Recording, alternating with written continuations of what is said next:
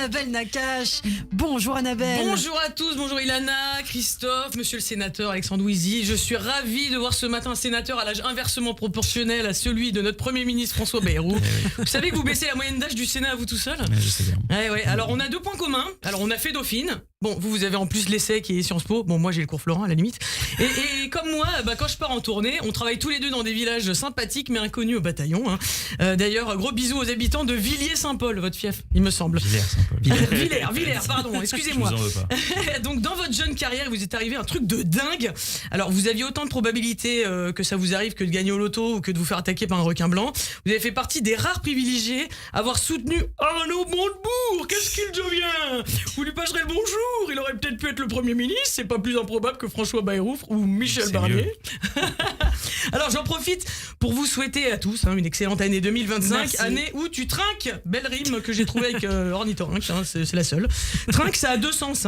Année où tu dégustes ou année où tu bois. Bon alors c'est de bon augure donc. D'ailleurs il y en a qui font le dry January. Le concept c'est que tu bois pas pendant janvier. Moi c'est pas un problème. Par contre je voudrais bien faire le slim all the year et ne pas manger de toute l'année. J'ai tenu 4 jours, les Pyrénéens étaient en solde. Alors plus sérieusement, ça fait presque 1 mois que j'avais pas mis la bouche derrière ce micro pour des raisons professionnelles et personnelles, autrement appelées vacances, et accessoirement parce que j'étais en tournée aussi.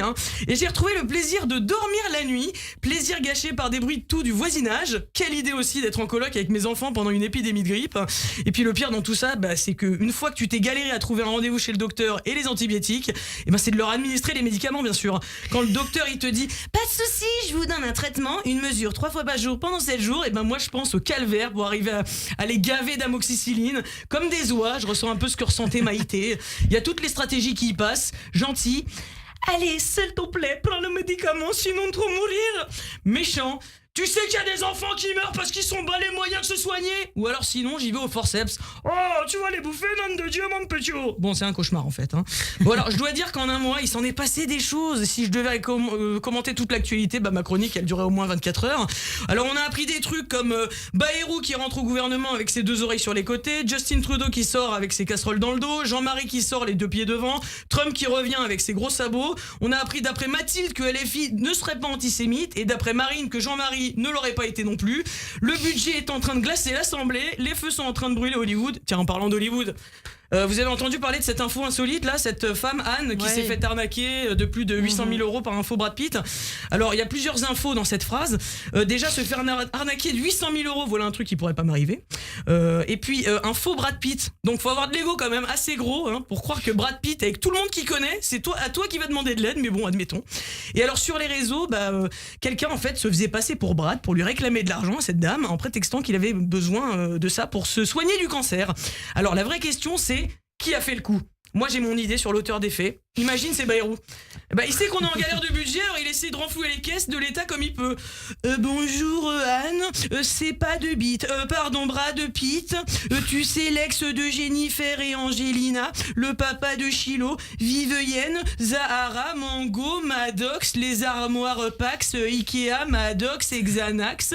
Tu es la femme de ma vie. Pourrais-tu te délester de la modique somme de 800 000 euros pour que je puisse rester vivant. Oui, la pauvre. En tout cas, c'est pas Brad Pitt qui se ferait rouler de 800 000 euros par une fausse Angelina Jolie. Non, il s'est déjà fait rouler par la vraie, il divorce. Bon, sinon, bien sûr, dans l'actualité, on est suspendu à ce qui va se passer en Israël et au deal qui a été enfin conclu pour le retour de certains otages. Et évidemment, ce deal n'est pas équitable, effrayant, mais mieux que rien pour des gens qui attendent leur famille depuis 469 jours et des populations qui attendent la fin de la guerre, gazaouis et israéliens, comme a oublié de le préciser Macron. En fait, ça a fait près d'1 an et demi qu'Israël joue à ce jeu. Tu préfères, vous connaissez ce jeu-là, ce jeu débile. Tu préfères être immortel toute ta vie avec tes jambes et tes bras en moins, ou vivre en bonne santé mais être incarné tous les 20 ans ? Et là, c'est pareil. Tu préfères n'accepter aucun deal, mais préserver la sécurité d'Israël, ou sauver ceux et celles que tu peux libérer des assassins qui potentiellement peuvent essayer de recommencer ? Alors oui, ce dimanche, on sera suspendu à nos écrans pour savoir qui revient et surtout comment ils reviennent, car en plus d'être machiavélique, le Hamas a décidé de faire durer la souffrance en libérant au compte-gouttes, et les gouttes on les a vues tomber sur nos joues en ces 469 derniers jours. Toutes les gouttes réunies font une rivière d'espoir, et from the river to the sea, espérons que les otages will be free. Merci beaucoup Annabelle Nakache, qu'on retrouve très bientôt sur Radio J. Tout de suite l'invité de Christophe Barbier, Alexandre Ouizy, le sénateur PS de l'Oise.